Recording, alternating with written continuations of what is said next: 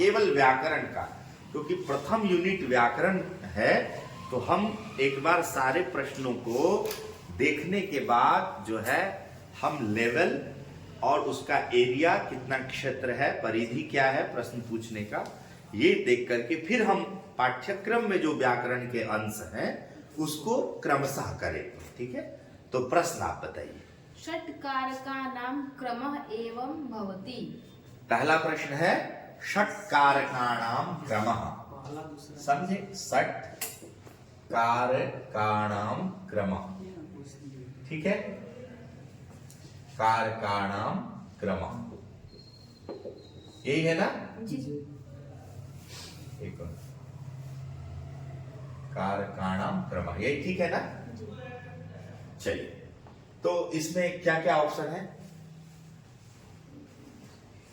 पहला है संप्रदान, हाँ, दूसरा अधिकरण, ए है संप्रदान। संप्रदान, ठीक है। दूसरा क्या है? चलिए, दूसरा क्या है? अधिकरणम, संप्रदानम, फिर कहिए अधिकरणम, करणम, तीसरा है करणम, चौथा, कर्ता, अच्छा डी, ऑप्शन डी है कर्ता, ई अपादानम, ई है अपादानम, अपादानम। आप लोग बताइए, ठीक है। अब आप लोग बताइए, आप एक कारक के बारे में प्रसिद्ध श्लोक आपको याद होगा, ठीक है। कर्ता कर्म च करणं च संप्रदानम तथैव च अपादानाधिकरणं चेत्याहुः कारकाणि षट्। षट् 6 कारक है, ठीक है। तो उन 6 कारकों में, ठीक है, यहाँ पर जो है वो एक को हटा दिया, कर्म को नहीं दिया है ना, बाकी 5 कारकों का को दिया है। इसका क्रम आपको बताना है। तो श्लोक में ही देखिए, कर्ता कर्म करण, ठीक है। तो प्रथम कारक क्या हो जाएगा? कर्ता। तो प्रथम कारक इसको नंबर 1 हम पहले पहला हो जाएगा डी। दूसरा क्या हो जाएगा? कर्म। तो कर्म तो ऑप्शन में नहीं है।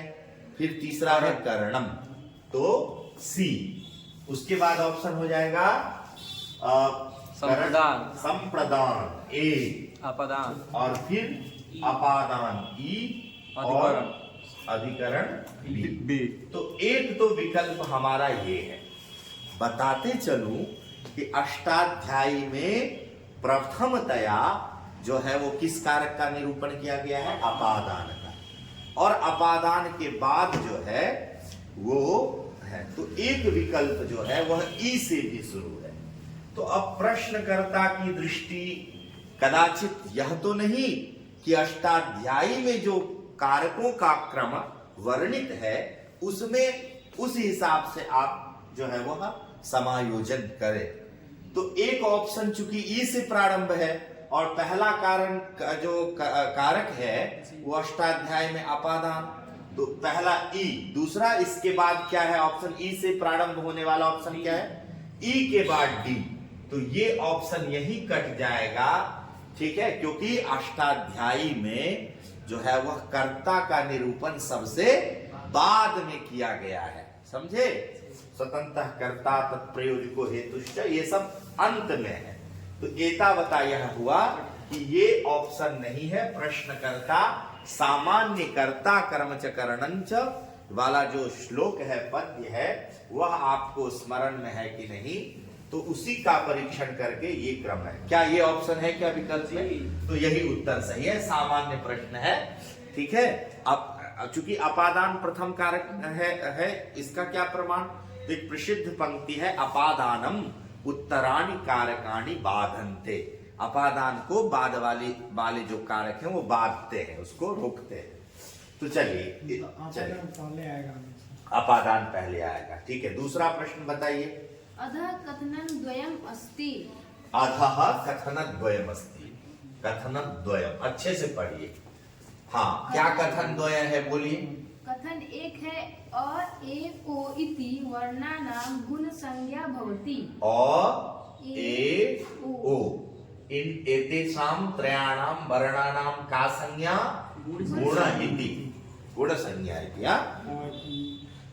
और द्वितीयं कथनं किमस्ति? द्वितीयं वाक्यम् ऐ औ इति वर्णानां वृद्धि संज्ञा भवति। ऐ औ औ हाँ इति वर्णानां हाँ। वृद्धि संज्ञा भवति। इति वर्णानाम् इति तु न स्यात्, इति वर्णयोः प्रश्न वृद्धि संज्ञा।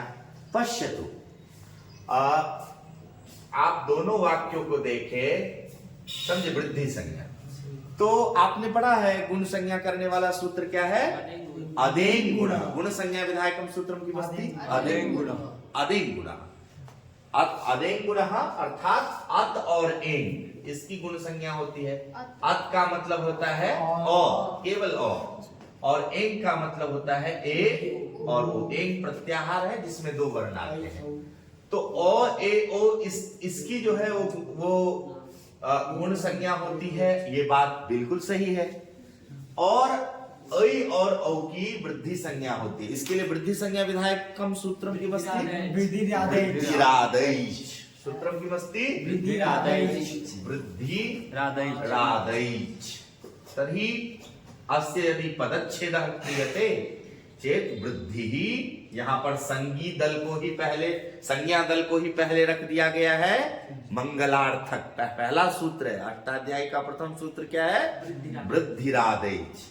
अमूमन अधिकांश रूप में जो संज्ञा विधायक सूत्र होते हैं उसमें संज्ञा दल को पहले रखा जाता है, संज्ञा दल को बाद में रखा जाता है।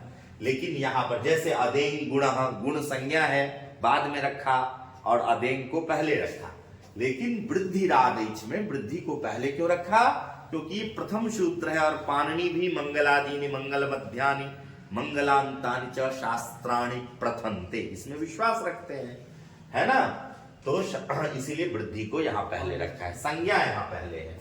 और आपका संज्ञी है आदैच। आदैच का मतलब है क्या? आत और प्लस ऐच, और आत में आता है आ और ऐच में आएगा कौन कौन?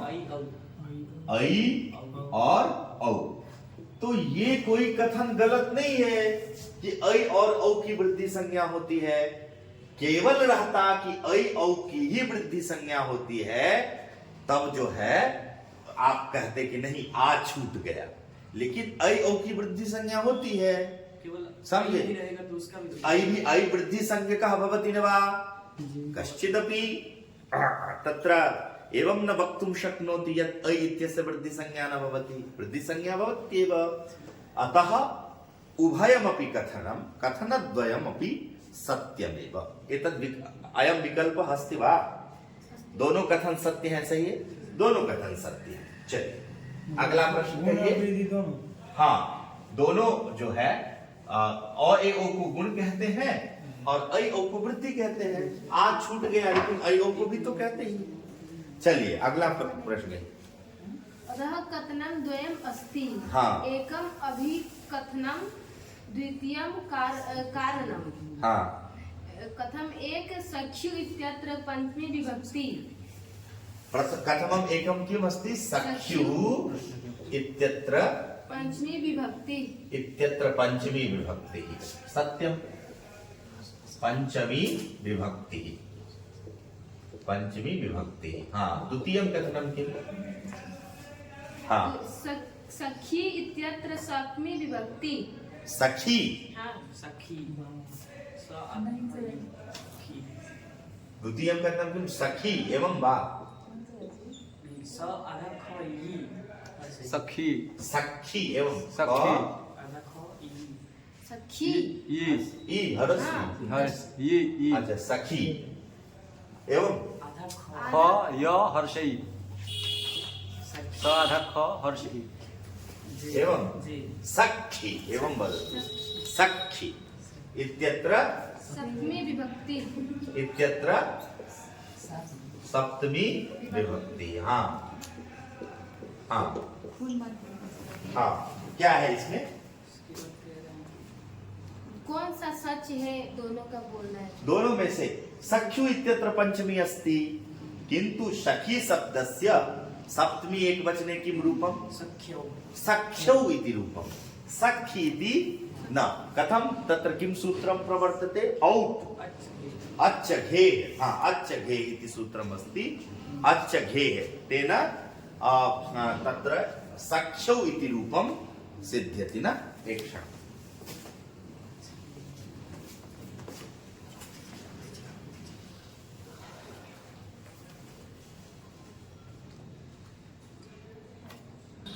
अच्छघे इति सूत्रं हरौ इत्यत्र प्रवर्तते यत्र किं भवति औकार आदेशः अपि भवति अपि च घी संज्ञकस्य अकारादेशः अपि भवति किन्तु अत्र सख्यौ इत्यत्र औत् इति सूत्रं प्रवर्तते तेन सखि शब्दात् सखि प्रातिपदिकात् यदा सप्तम एकवचने ङी प्रत्ययः क्रियते चेदस्य स्थाने औ इत्यादेशः भवति तेन सखी औ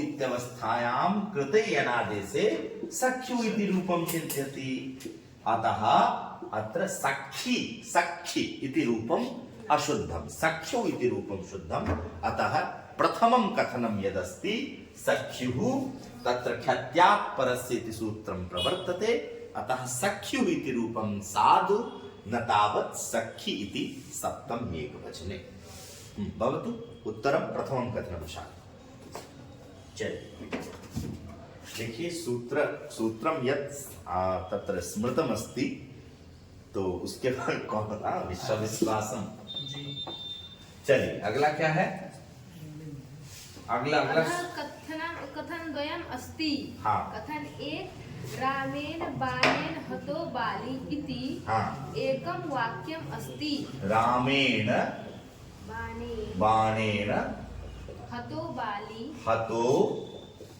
बाली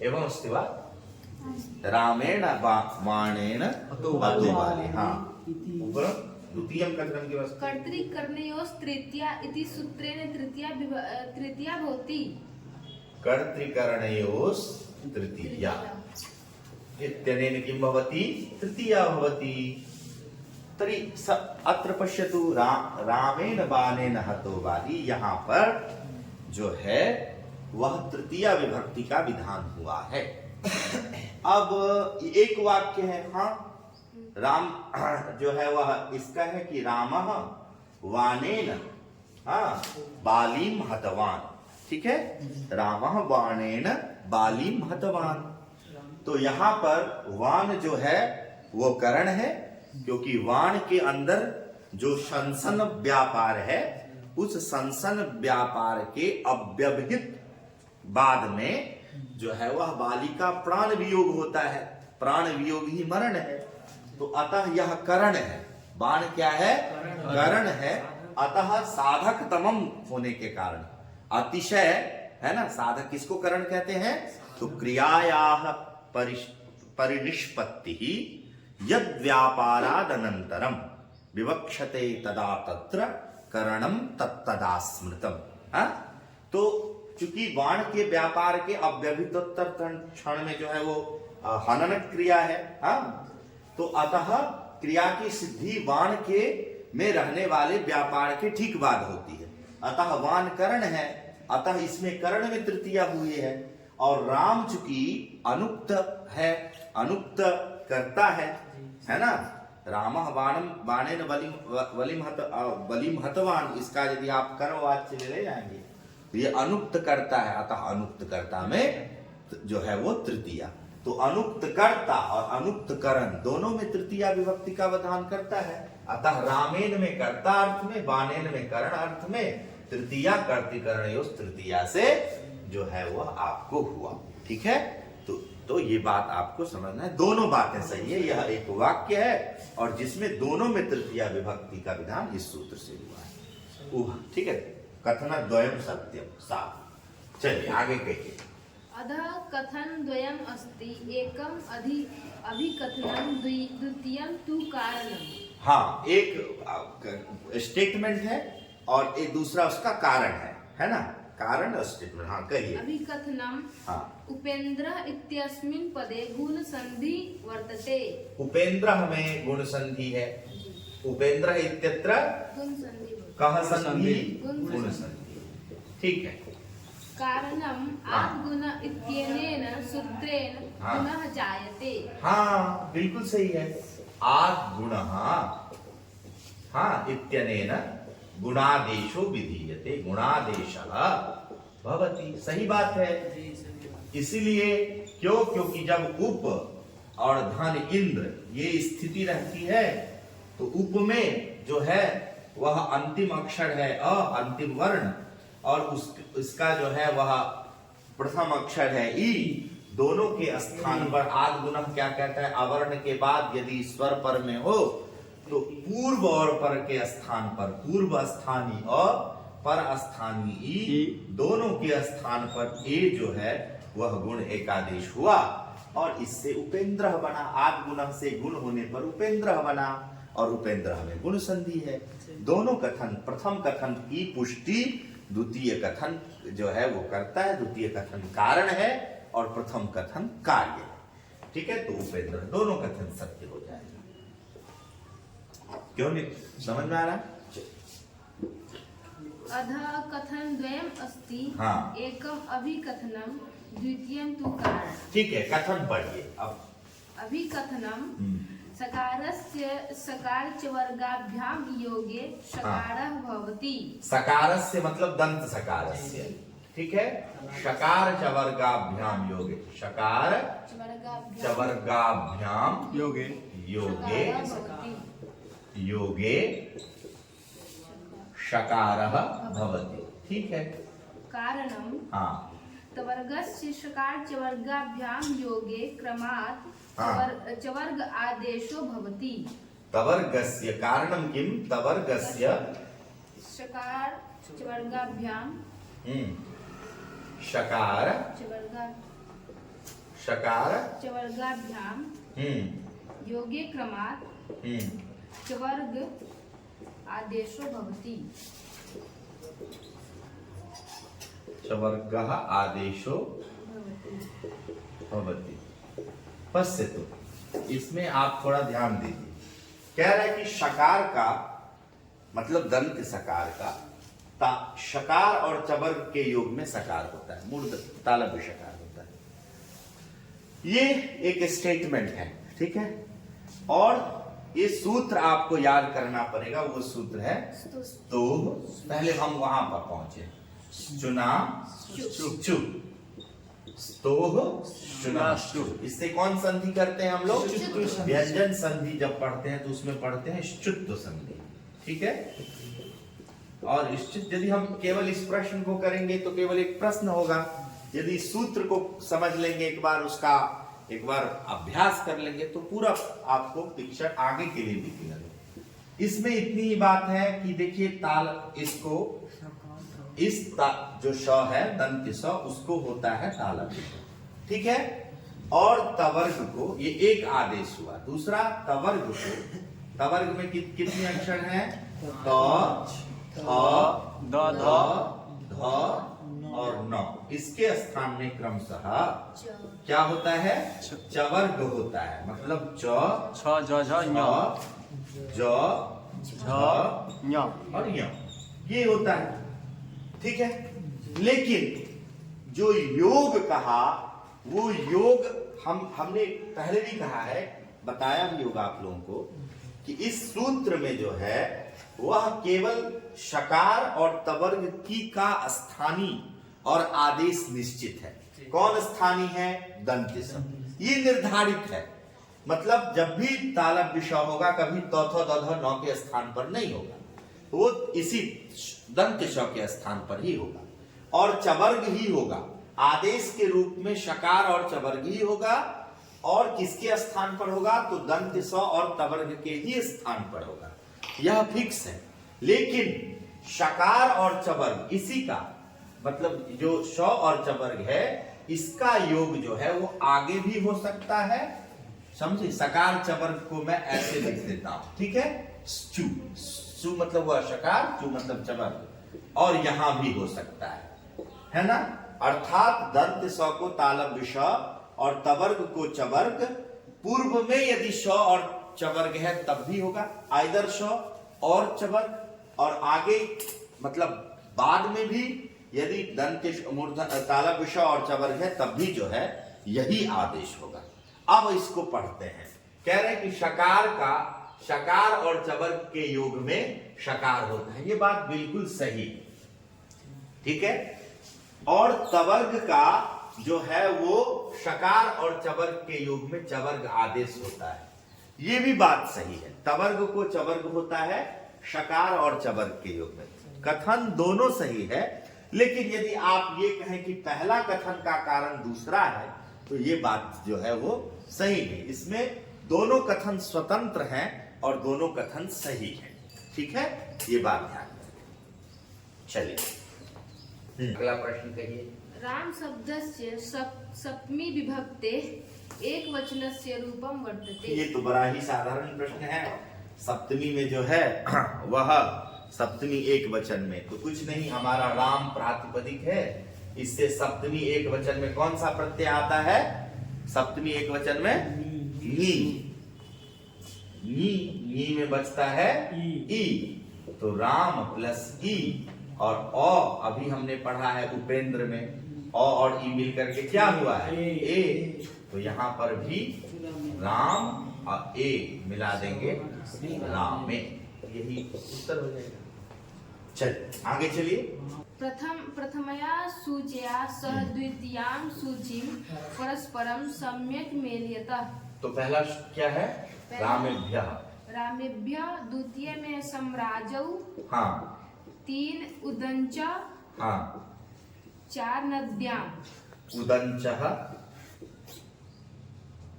और चौथा क्या है? नद्यां। नद्यां। तो सूची 2। सूची 2 में क्या है? एक में सप्तमी।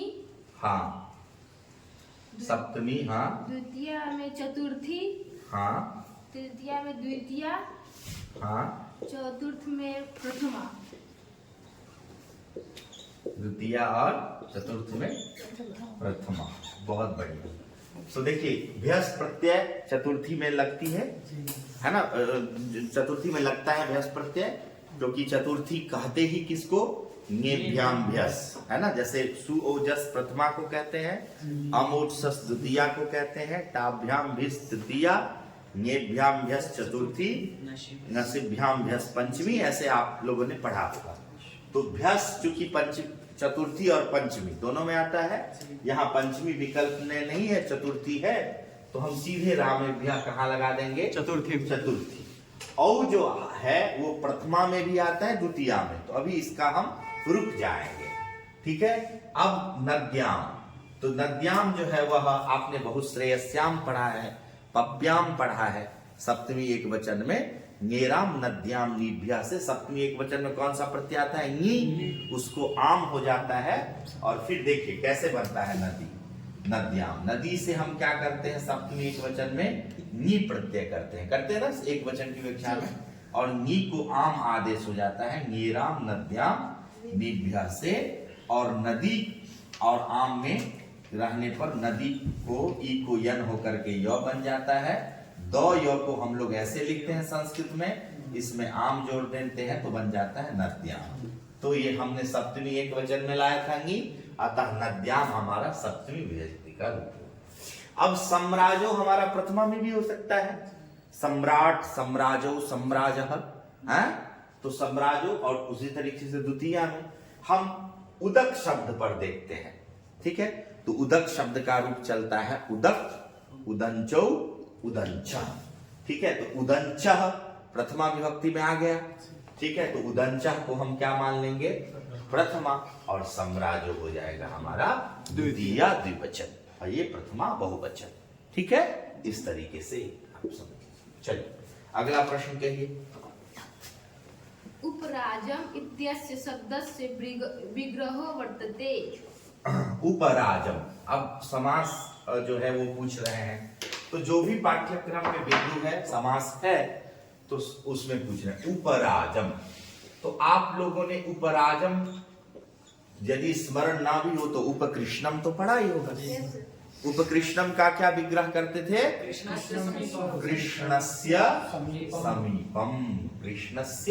समीपम। और समीप अर्थ में जो है एक सूत्र है, अव्ययम विभक्ति समीप समृद्ध विध्यर्था भावात्यया संप्रति शब्द प्रादुर्भाव पश्चात यथानुपूर्व योग पद्य सादृश्य संपत्ति साकल्यांत वचनेषु, है ना। तो आपने समीप अर्थ में अव्ययी भाव समास पढ़ा है, और समीप अर्थ में जो है वो कौन सा अव्यय है? उप, है ना। और कृष्ण जो है नस, उप कृष्ण नस में हम समास करते हैं। समास आदि का स्थल आपने भी अच्छे से पढ़ा है, और ये बन जाता है उपकृष्ण। कैसे उपसर्जन, संज्ञा, पूर्व प्रयोग, ये सब आप जानते हैं। नपुंसक लिंग में विधान, और जो है सु आया, सु को फिर अम होकर के उपकृष्णम बना। उसी तरीके से यदि कृष्णस्य समीपम क्या बनता है? उपकृष्णम। तो उपराज्यम, राजम का क्या होगा? राज्यः समीपम। बस अब यही भाव समास है, राज्यः। ये है क्या उत्तर में? वही उत्तर हो जाएगा। चलिए अगला प्रश्न करिए। नीप प्रत्ययः उदाहरणं किम? नीप प्रत्यय से, प्रत्यय नहीं होगा, नीप प्रत्यय से। नीप, अब स्त्री प्रत्यय आपके सिलेबस में है, वहां से प्रश्न पूछ रहे हैं। नीप प्रत्यय से उदाहरणम, ठीक है। चलिए उदाहरण है, एक गुणी, हाँ, दो मधोनी, मघोनी, हाँ, गुणी, हाँ, मघोनी, तीन मेधावी, हाँ, चार गति, तीन मेधावी, हाँ,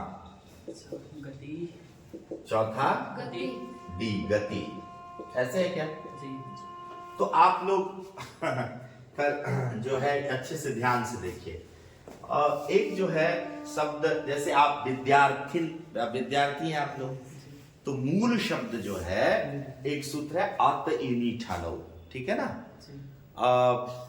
तो इसमें इनी प्रत्यय होता है। तो गुण शब्द है, तो गुण से इनी प्रत्यय करने पर, देखिए आप देखिए, गुण शब्द से इनी प्रत्यय करते हैं। क्या करते हैं? इनी। और इनी में बचता है इन, क्या बनता है? इन। और यहाँ पर ये आजादी प्रत्यय है, पूर्व की भव संज्ञा होगी, और उसमें इन मिल करके क्या बनेगा? गुणिन। क्या शब्द बनेगा? और इसका रूप चलाएंगे तो क्या चलेगा? गुणी। जैसे दंडिन का क्या चलता है? दंडी, है ना। तपस्विन का तपस्वी। तो गुणिन का क्या रूप चलेगा? गुणी, गुणिनौ, गुणिनः। जैसे विद्यार्थी, विद्यार्थिनौ, विद्यार्थिनः। तो ये जो गुणी शब्द है वो मूल ही गुणिन है, उसका आगे जाकर के रूप गुणी बन जाता है, यहाँ कोई प्रत्यय नहीं है, ठीक है। उसी प्रकार से मेधा शब्द से समझे विनी प्रत्यय कर होता है। क्या होता है? मेधा, अस्माया मेधा सृजो विनी, है ना। तो मेधा शब्द से हम क्या करते हैं? विनी प्रत्यय करते हैं, और विनी में क्या बचता है? विन बचता है, और पूरा शब्द हमारा बन जाता है मेधाविन। और इसका रूप कैसे चलता है फिर? मेधावी। क्या चलता है? मेधावी, मेधाविनो। तो यहाँ भी विन प्रत्यय है, यहाँ इनी प्रत्यय है, समझे। तो ये दोनों उदाहरण जो है आपका नहीं हुआ। और गम धातु से जब स्त्रियां अक्तिन से अक्तिन प्रत्यय करते हैं, और अक्तिन में ती बचता है, और गम प्लस ती होता है, आगे जाकर के बनता है गति, समझे। तो ये भी अक्तिन प्रत्यांत हुआ, ये विनी प्रत्यांत हुआ, ये इनी प्रत्यांत हुआ। 3 ऑप्शन कट गया, एक ही उत्तर आपका बच गया, मघोनी, मघोनी, ठीक है। चलिए, संख्या पूर्व कह समास। सूत्र ही है, संख्या पूर्वो द्विगुः। क्या सूत्र है? संख्या पूर्वो द्विगुः, सूत्र कही है। संख्या पूर्वो द्विगुः। तो हमने जो सूत्र पढ़ा है तद्धितार्थोत्तर पद समाहारे च, वहां 3 प्रकार की सबका जो है समास की बात की गई है। उसमें जो संख्या पूर्वक है उसको जो है वो द्विगु कहते हैं। हाँ जी, क्या है? बोलिए बोलिए। अगला क्वेश्चन है, दृश धातो लट लकारस्य प्रथम पुरुष एक वचने रूपम अस्ति। सिंपल है। देखिए, आपको मैंने पहले भी कहा था कि कुछ धातुएं ऐसी हैं जिसमें मूल धातु के स्थान पर आदेश हो जाता है। एक सूत्र है पाघ्रा धमा दाण दाण दिश्यर तिसरति सदसदाम पिवजिघ्र धमतिष्ठ इत्यादि सूत्र है।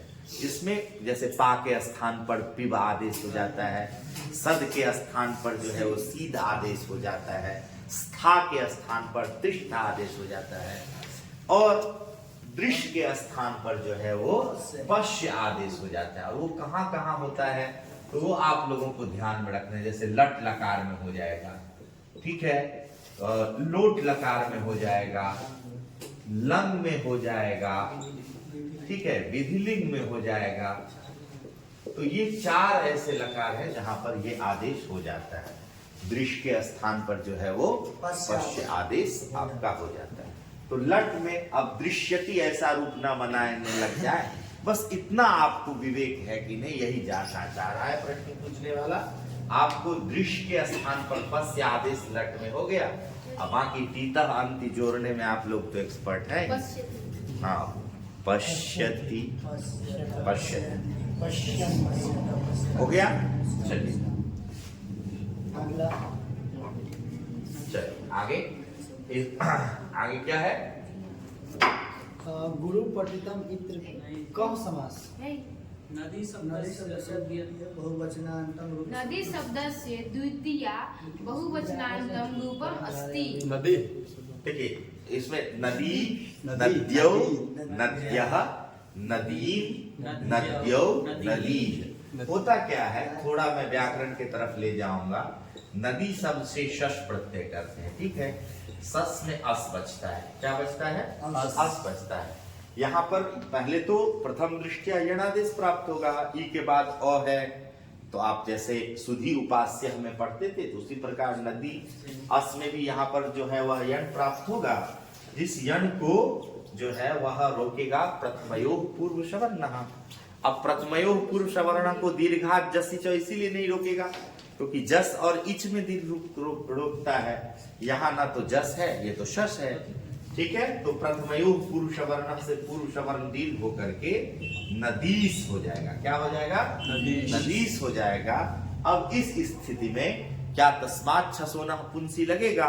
तो उत्तर है कि जो है वह तस्मात् छसोना पुंसी जो है वह आपको जो है वह नहीं लगेगा, ठीक है। और सकार के स्थान पर रुद्ध विसर्ग होकर के क्या बन जाएगा? नदी हो जाएगा, ठीक है। तो नदी सच हो गया। अच्छा, तो यहाँ पर जो है वह चूंकि नदी शब्द जो है वह दीर्घ इकारांत स्त्रीलिंग शब्द है, अतः यहाँ पर तस्मात् छसोना पुंसी की प्रवृत्ति नहीं होगी। सकार का रुद्ध विसर्ग होकर के नदी बन जाएगा। अगला प्रश्न करिए। गुरु पठितम इत्यत्र कः समासः? हाँ, गुरु पठितम, इसका मतलब हुआ गुरु से पढ़ा हुआ। गुरु पठितम है ना, गुरोः पठितम। कौन सा सा तत्पुरुष है क्या? कर्मधारे अभिभावः तत्पुरुषः तत्पुरुष, द्वन्द्वः। गुरु से पढ़ा हुआ। गुरु पठितम। तत्पुरुष। आगे कहिए। अहम चंद्रम पश्यम। अहम चंद्रम पश्यम इति वाच्य परिवर्तन। अब देखिए, अहम वाच्य परिवर्तन में पहले देखिए सामान्य रूप में अहम चंद्रम अपश्यम, ठीक है। मैंने चंद्र को देखा। तो आपका अमूमन जो है आप अभ्यास में यही होता है कि आप लट लकार में ही जो है वो कर्तृवाच्य का वाक्य होता है, उसको लट लकार में ही आपको कर्मवाच्य में बदलना होता है। लेकिन यहाँ पर हमारा जो कर्तृवाच्य है वो कहाँ पर है? किस लकार में है? लंग लकार में। इस लकार में है। तो हम जब कर्मवाच्य में भी बदलेंगे तो किस में जाएंगे? लंग लकार में। तो हमने बताया यहाँ कर्ता कौन है? अहम। और कर्ता में कर्मवाच्य में कौन सी विभक्ति होती है? तृतीया। तो अहम किसका रूप है? अस्मत् शब्द का। तो अस्मत् शब्द का एक वचन का रूप है अहम, आवाम, वयम। तो अस्मत् का ही तृतीय एक वचन का रूप क्या हो जाएगा? मया। ठीक है। और चंद्रम, क्योंकि कर्तृवाच्य में कर्म में कौन सी विभक्ति होती है? द्वितीय विभक्ति होती है। कर्तृवाच्य में कर्म में द्वितीय विभक्ति होती है। वही कर्मवाच्य में उसको ले जाएंगे तो क्या कौन सी विभक्ति हो जाएगी? प्रथमा। तो मूल शब्द क्या है? चंद्र।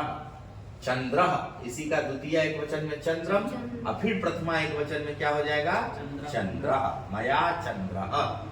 अब चूंकि आपको ये जो जब भी आप आत्मनेपद में ले जाएंगे, ठीक है, तो आपको जो है वह पश्य आदेश आपका नहीं हो जाएगा। ठीक है, और हो जाएगा। और तो मूल धातु क्या है? दृश्य। ठीक है। और कौन सा प्रत्यय लगता है? यक प्रत्यय लगता है। ठीक है। और आत्मने जो है पद में क्या हो जाएगा? प्रथम प्रथम पुरुष, क्योंकि अब जो है वो लकार जो होगा कर्मवाच्य में वो कर्म के हिसाब से, यहाँ पर जो लकार था वह जो कर्ता के हिसाब से था। कर्ता आपका जो है वह उत्तम पुरुष का था। यहाँ पर जो है कर्म जो है वो प्रथम पुरुष का है। तो प्रथम पुरुष का हो जाने के कारण जो है वह अदृश्य तो आ जाएगा। ठीक है। अदृश्य। मया चंद्र अदृश्यत। ठीक है, ये आपका हो जाएगा। हो गया। और भी है क्या प्रश्न? वधूर्मि इत्यत्र संधि विच्छेदः। संधि विच्छेदः क्या है? वधूर्मि। वधूर्मि।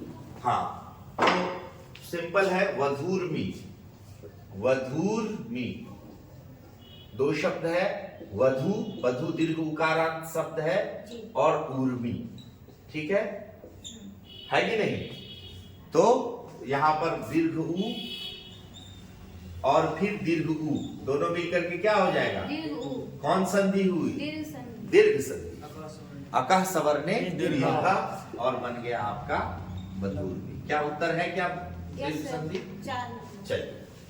लभे कस्य लकारस्य लघुर्मी रूपं इसी तरह वर्तते। बनता है। इसी तरीके से लघुर्मि, बस लघु शब्द हरस उकारांत है। लघु सिद्धांत कौन?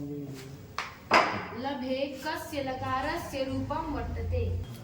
लभे, लभे कस्य लकारस्य रूपं वर्तते। देखिए लभे आपको सीधा सीधा जो है आप एक भी आत्मनेपद को पढ़ें, ठीक है, तो जो है वह जैसे तो आताम झ, खास आताम ध्वम, यही तो आत्मनेपद संज्ञक यही प्रत्यय है। तो आताम झ, खास आताम ध्वम, इड वही मही।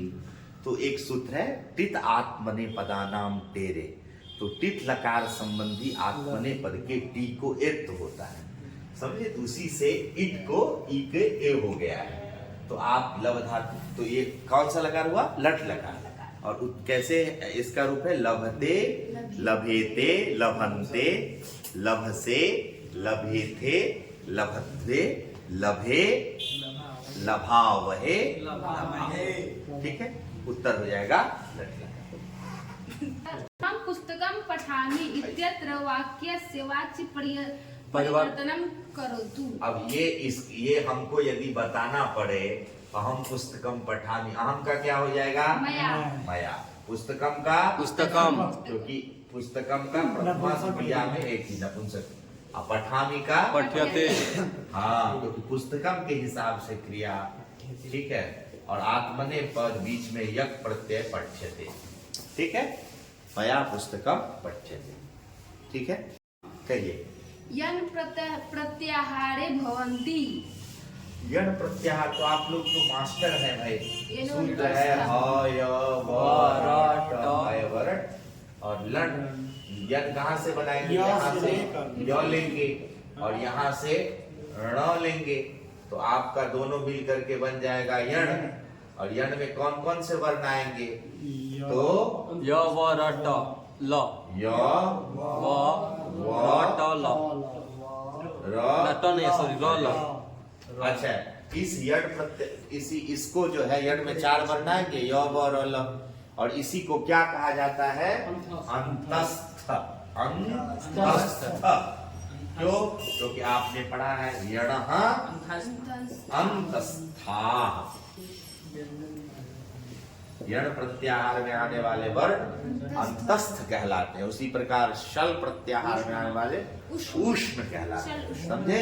और यण प्रत्याहार में आने वाले वर्ण अल्प प्राण भी होते हैं। क्या कहते हैं? अल्प प्राण। हाँ, वर्गानाम द्वितीय चतुर्थो नहीं, वर्गानाम प्रथम तृतीय पंचमाः यनश्चाल्प प्राणा, है ना? यण भी अल्प प्राण। चलिए, हो गई बात। चलिए, चकाचक। पचेलिमा पचेलिमा, ठीक है। इत्यस्मिन् शब्दे कः प्रत्यय? हाँ, देखिए एक वार्तिक है, आप कृत्य प्रकरण पढ़ेंगे, ठीक है? तो कृत्य प्रकरण में एक वार्तिक है केलिबर उपसंख्यानम। यद्यपि यह प्रत्यय सूत्र और वार्तिक कार के द्वारा नहीं का यह है भाष्यानुमोदित है, यह प्रत्यय केलिमर प्रत्यय, ठीक है? और इस केलिमर में बचता है रेफ चला जाता है, क चला जाता है, तो बनता है एलिम। केलिमर में क्या बचता है? एलिम। एलिम। और पच धातु से जब हम केलिमर करेंगे, समझे? और वार्तिक क्या है इसके लिए? केलिमर उपसंख्यानम। क्या है? केलिमर उपसंख्यानम। हाँ, कि जैसे आप तब्यत तब्यानियरः ये इत्यादि प्रत्यय का विधान करते हैं, उसी प्रकार धातु से केलिमर प्रत्यय का भी विधान कहना चाहिए, ठीक है? तो पच धातु से एलिम, पच प्लस एलिम जोड़ दीजिए तो पचेलिम। चूंकि ये जो प्रत्यय है, कौन प्रत्यय है? नहीं, कृत्य प्रत्यय, सारे के सारे कृत्य प्रत्यय है, समझे? 7 प्रत्यय हैं जो कृत्य प्रत्यय है। कौन कौन? तब्यत, तब्य, अनियर, केलिमर, उसके बाद हो गया आपका क्यप, ण्यत और यत, समझे? ये सारे के सारे प्रत्यय आपको 7 प्रत्यय हैं जो कि कृत्य प्रत्यय कहलाते हैं। क्या कहलाते हैं? कृत्य प्रत्यय। और कृत्य प्रत्यय किन अर्थों में होता है? भाव और कर्म अर्थ में।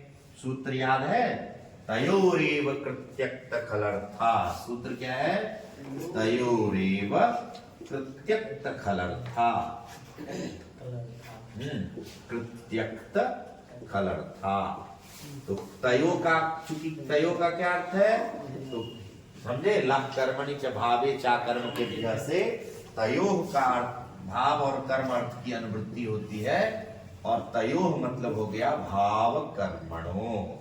तो ये सारे के सारे प्रत्यय कृत्य प्रत्यय हो, अक्त प्रत्यय, खलर्थ प्रत्यय किस अर्थ में होगा? या तो भाव में या कर्म में। तो यही एक केलिवर प्रत्यय या तो किस अर्थ में होगा? भाव में या तो कर्म में। तो चूंकि कर्म अर्थ का उदाहरण जो है पुस्तक में दिया गया है, पचेलिमाह माशा। क्या है?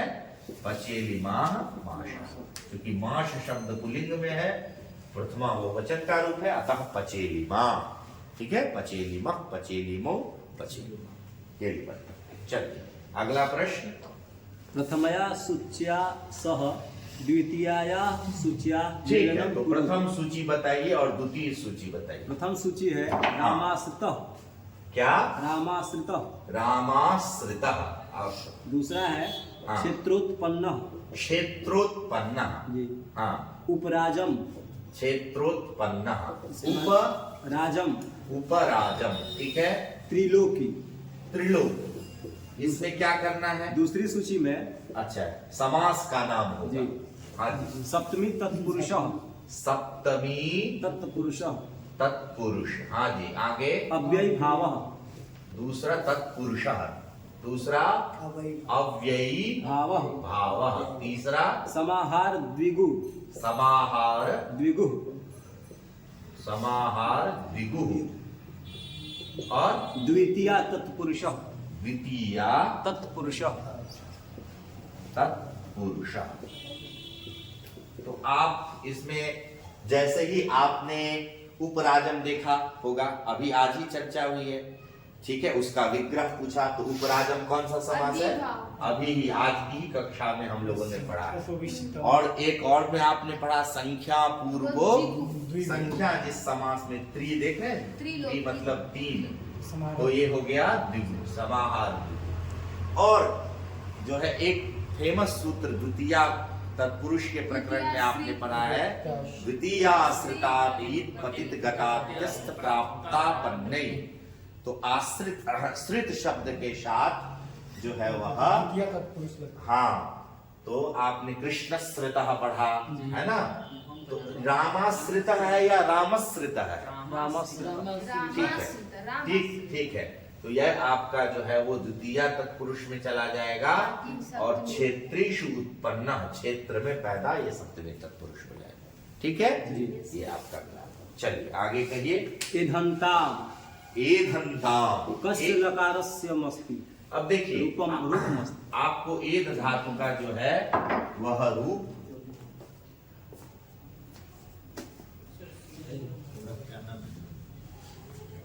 थोड़ी देर, रूप क्या है? एधन्ताम। ईधन्ताम हाँ कस्य लकारस्य रूपमस्ति। हाँ, तो जो है आपने पढ़ा होगा एधताम, एधेताम, एधन्ताम, है ना? ठीक है, किस लकार का है? लोट लकार का है। वर्धताम, वर्धेताम, वर्धनताम, है ना? लभताम, लभेताम, लभनताम। तो एध धातु का जब आप लोट लकार का रूप देखिएगा तो क्या होता है? एधताम, एधेताम, एधताम। सिंपल सा है, आपको पहले ही कहा गया है कि कम से कम जो है वह आप कुछ लकारों का अभ्यास कर लीजिए। ठीक है, और बताइए। संस्कृते पादोन सप्तवादनम कथ्यते। हाँ, का संस्कृत के क्वेश्चन तो नहीं पूछे। पादोन सप्तवादनम क्या कहते हैं? उसका चला गया। पादोन सप्तवादनम। का बोले? सुनिए, ध्यान से सुनिए। पादोन सप्तवादनम का क्या जो है वो है, तो कहा कि देखिए, पाद का मतलब होता है चरण, पाद का मतलब एक चरण। तो 1 घंटा में कितना मिनट होता है? 60 मिनट। उसको यदि 4 से भाग देंगे तो एक चरण बनेगा 15 मिनट का। ठीक है, और सप्तवादनम मतलब 7 बजे, और उन का मतलब पादोन को यदि तोड़ेंगे तो पाद प्लस उन, पाद प्लस उन, तो ऊन। ठीक है, तो अ और उ मिल करके जो है वह क्या होगा? ओ हो जाएगा। तो पाद एक चरण कम है, कितने बजने में? 7 बजने। इसका मतलब कितना बज रहा है? 6:45। 6:45। ठीक है, हाँ, चलिए आगे कहिए। भगवती कस्या विभक्ते रूपम। देखिए, मूल शब्द है, देखो, भग शब्द ऐश्वर्यस्य समग्रस्य, ऐश्वर्यादि से विभूषित जो होता है उसको जो है वो भग कहते हैं। भगः अस्य अस्ति, भगः अस्य, अस्य अथवा अस्मिन्, जो भी आप करें, ठीक है, अस्मिन् अस्ति। इस अर्थ में भग शब्द से मतु प्रत्यय होता है। क्या होता है? मतु में बचता है मत, और मत, ठीक है, भग प्लस मत हुआ। अब उसके बाद जो है वह मौ को वो हो जाता है। ठीक है, मौ को क्या हो जाता है? वो। किस सूत्र से होता है मौ को वो? तो नहीं, एक क्षण। मादुपधायाश्च बोर, मादुपधायाश्च मतुर वो यवादिभ्य, ये सूत्र है। इस सूत्र से मौ को वो हो जाता है और रूप आपका बनता है भगवत। इसका यदि आप पुल्लिंग में रूप चलाएंगे तो भगवान, भगवंतो, भगवंतः ऐसे रूप चलता है, और सप्तमी एक वचन में रूप चलता है भगवत। क्या है? भगवत। चलिए, तो सप्तमी एक वचन में भगवती उत्तर हो जाएगा। अगला प्रश्न क्या है? अतः कथन द्वयम् अस्ति। हाँ एकम अभिकथनम, द्वितीयम तु कारणम। हाँ, बोलिए। अभिकथनम आत्मनः पुत्रम इच्छति इति पुत्रियति। हाँ, आत्मनः पुत्रम इच्छति। हाँ, कारणम हाँ, क्यच प्रत्यय सति अवर्णस्य इ आदेशः भवति। क्यच प्रत्यय सति अवर्णस्य इ इत्यादेशः। यदि क्यच प्रत्ययः क्रियते चेत् अवर्णस्य इ प्रत्यये सति अवर्णस्य इ इत्यादेशः भवति। तो पुत्र इत्यस्मात् क्यच प्रत्ययः क्रियते। किं क्रियते? क्यच। पुनः पुत्र य भवति। ठीक है। अब इस अवस्था में यहाँ पुत्र में अ को जो है वह ई हो जाता है और बन जाता है पुत्री। तो ये बातें दोनों हैं। ठीक है, हो गया।